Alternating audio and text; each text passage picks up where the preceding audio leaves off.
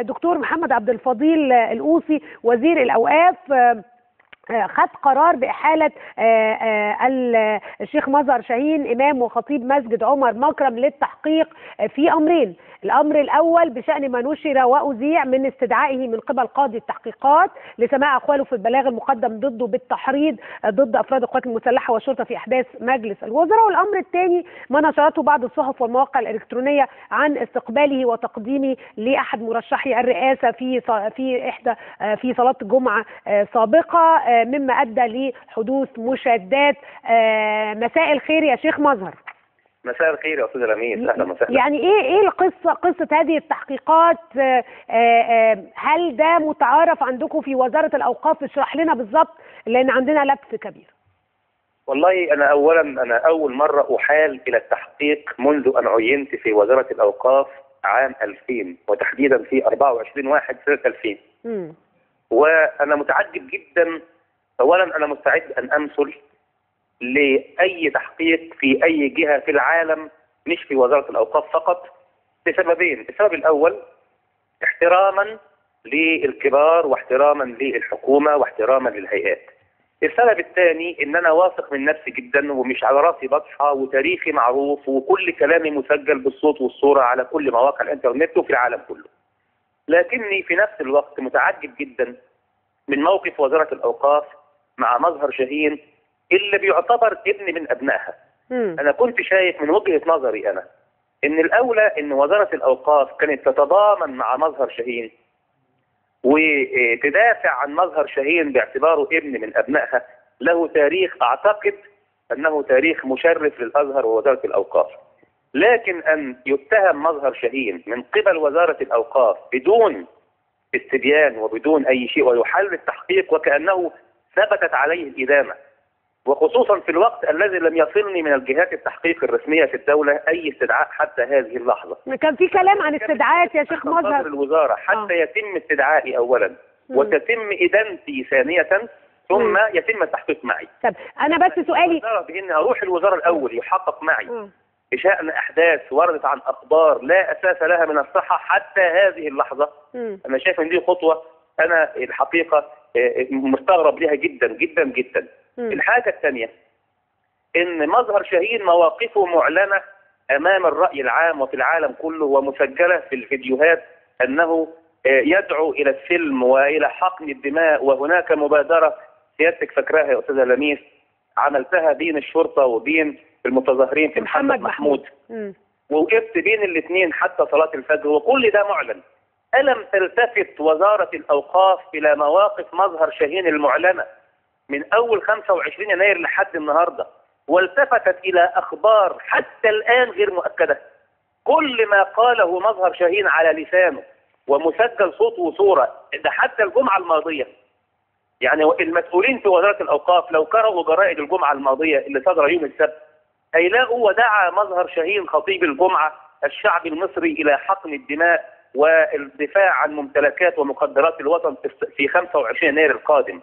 هذا الخبر الصادر على لسان يوم السبت لم يلفت نظر المسؤولين في وزارة الأوقاف، وأخبار مناقضة لهذا الخبر ليس لها أساس من الصحة حتى هذه اللحظة يتم التحقيق فيها. طب شيخ مظهر خليني اخد الموضوع الثاني في التحقيق، وهو انا يعني حييت او استقبلت في خطبة الجمعة احد المرشحين للرئاسة، اعتقد كان السيد عمرو موسى. يعني نعم. يعني حدثني عن هذا الامر بالذات. هل ترى يعني انا الحقيقه هل ترى ان ده صح غلط؟ هم بيقولوا انه من الخطأ لانك يجب ان تكون على مسافة واحدة من الجميع. جميل قوي. أنا أحترم هذا الكلام في أنهم بيقولوا يجب أن أكون على مسافة واحدة من كل التيارات. ما أخبرهم أنني لم أكن على مسافة واحدة. هم أخذوا الكلام فقط من الجرائد التي ضخمت الموضوع وذكرت عبارات خاطئة وذكرت أشياء لا أساس لها من الصحة. أنا حينما رحبت بالسيد عمرو موسى بعد أن نزلت من على المنبر وصليت صلاة الجمعة وبعدها صليت صلاة الجنازة قلت نصا أرحب بالسيد عمرو موسى كمواطن مصري وأرحب بأي أحد من مرشحي الرئاسة أو من أبناء مصر يأتون إلى هنا ليؤيدوا الثورة المصرية ويطالبوا بحقوق الشهداء. وبالتالي لم يكن ترحيبي ترحيبا خاصا بالسيد المحترم عمرو موسى. وأنا انطلقت أو قلت هذا الكلام انطلاقا من أمر النبي صلى الله عليه وسلم: من كان يؤمن بالله واليوم الآخر فليكرم ضيفه. والسيد المحترم عمرو موسى كان ضيفي في المسجد، وكان من الواجب أقل تقدير إن أقول إن برحب بالسيد عمرو موسى. طيب. وحل التحقيق عشان رحبت. إما لو غديت السيد عمرو موسى كان إيه اللي حصل لي؟ طيب. أنا مش عارف. ماذا عن هناك دعاية انتخابية يا أستاذ لميس. أنا لم أقف في المسجد لأقول انتخبوا السيد عمرو موسى. ولم أقف في المسجد وما نشر إن حصل انقسام داخل المسجد لا أساس له من الصحة. ما كانش فيه مشادات وخناقات جوه الجامع؟ يحيى أكمل بس المعلومة دي مهمة جدا يا أستاذ لميس، لأنه حق السيد عمرو موسى عليا. شخص واحد فقط هو الذي قال عند باب المسجد، وهو شخص محترم وأقدره جدا: لا نرحب بأحد. الهتافات خارج المسجد بعد ذلك كانت خاصة بوقفة احتجاجية نظمها بعض الإخوة السلفيين دفاعا عن الشيخ أبو يحيى المعتقل. الصحفيين خلطوا بين ما كان الهتافات خارج المسجد وما قاله الشيخ المحترم الدكتور يحيى صديق على باب المسجد. لم تكن الهتافات، لكن الأمر كان عادي جدا. لا خلاف ولا هيصة. ما كانتش الهتافات ضد عمرو موسى يا شيخ مظهر؟ ما كانتش الهتافات ضد عمرو موسى؟ نعم. لم تكن الهتافات ضد السيد عمرو موسى؟ اطلاقا لم تكن الهتافات ضد السيد، بالعكس كل الناس او معظم الناس اصطحبوه الى كنيسه قصر الدباره، وانا ذهبت بعدها الى الكنيسه. طيب. ورحبنا وهنأنا والمساله عاديه، ولم تكن في اطار انا لا اعمل دعايه انتخابيه ولن اعمل دعايه انتخابيه لاحد في مسجد عمر مكرم. واعتقد السيد عمرو موسى اكبر من انه يعمل له دعايه انتخابيه من شخص يقول نرحب بالسيد عمرو موسى. طيب ماذا عن فكره دعايه انتخابيه لشخص كان امين عام جامعه الدول العربيه؟ ننتظر مظهر شاهين يرحب بيه عشان تبقى دعايه انتخابيه؟ شيخ مظهر، وماذا عن البلاغ؟ لكني احترم التحقيقات وسامثل للتحقيقات وليس هناك عندي مشكله. انا لا احرض ولم استغل المسجد في اي شيء شخصي. انا لم اترشح ولن اترشح في اي شيء. انا بشتغل لله والمصر. لكن في نقطة مهمة يا أستاذ لميس، وأنا أذكر سؤال: هل ستعود وزارة الأوقاف إلى سياسة تكميه الأفواه مرة أخرى؟ أنا بسأل سؤال: هل جهاز أمن الدولة عاد ليدير وزارة الأوقاف مرة أخرى ونحن لا نعلم؟ هل هناك أشخاص تابعين للحزب الوطني أو لجنة السياسات عادوا ليطالبوا الأئمة بأن يقولوا ما يشاءون وأن لا يقولوا ما يشاءون؟ أنا شخصيا لن أقول إلا ما يرضيني أنا ويرضي الله عز وجل أولا وأخيرا. ونعم بالله. شيخ مظهر، أنا عارفة أنك رديت على ما حدث في سطح الجامع بخصوص ما حدث من تعذيب أو إيذاء للبعض أو ما إلى ذلك، بس أرجو أن تعيد ده مرة أخرى. شوفي، القصة حدثت يوم الثلاث الموافق 20 ديسمبر الماضي 2012 الماضي. ثلاث الساعة 7 صباحا بعض الشباب كسروا الباب الخلفي للمسجد وصعدوا على السطح. طبعا هناك روايات كثيرة جدا، الناس تقول ان هم تابعين لجهات معينة وكانوا بيسلموا الاطباء، وناس تقول ان هم كانوا بيصنعوا مولوتوف في الميدان ويرموه على القوات المسلحة، وناس يقولوا ده تابعين لفلان. روايات كثيرة جدا، لكن هناك رواية بتقول انهم صعدوا لعمل مسلسل هزلي القصد منه تشويه مسجد عمر مكرم في اطار التشويه اللي احنا عارفينه ده.